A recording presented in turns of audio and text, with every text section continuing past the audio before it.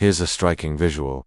A graph of the US unemployment rate spiking sharply from early 2020 through the recovery phase. The image captures how labor markets once remarkably stable were suddenly thrust into upheaval.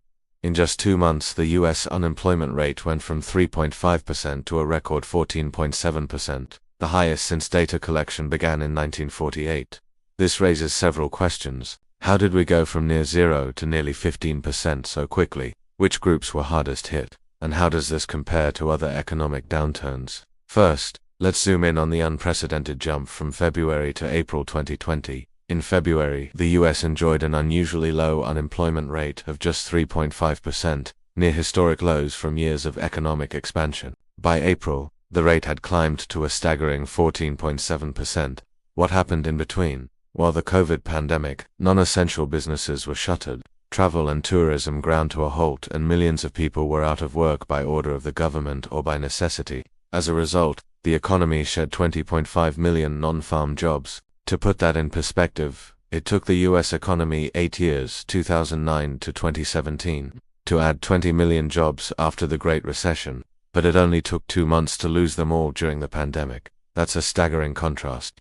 The impact was so severe that nearly 35 million Americans filed for unemployment insurance, with over 6.7 million doing so in a single week ending March 28. Every state in DC saw unemployment rates surpass their highest levels from the Great Recession. Some states were hit particularly hard: Nevada up to 30.1%, Michigan 24.0%, and Hawaii 23.8% in April 2020. Who was hardest hit? Vulnerable workers bore the brunt. Those with less than a high school education, 20%, were unemployed, as were approximately 18% of high school graduates and approximately 15% of those with some college. Among races, Black Americans saw unemployment near 17%, while white and Asian Americans experienced approximately 15% and approximately 14% respectively at the peak. What about the length of this downturn? The MBE declared this the shortest recession on record, lasting just 2 months from February to April 2020. However, the impact was anything but short-lived. The job losses were staggering, with 21.9 million jobs lost since December 2019, the biggest loss since records began in 1939. Finally, how quickly did the labor market recover?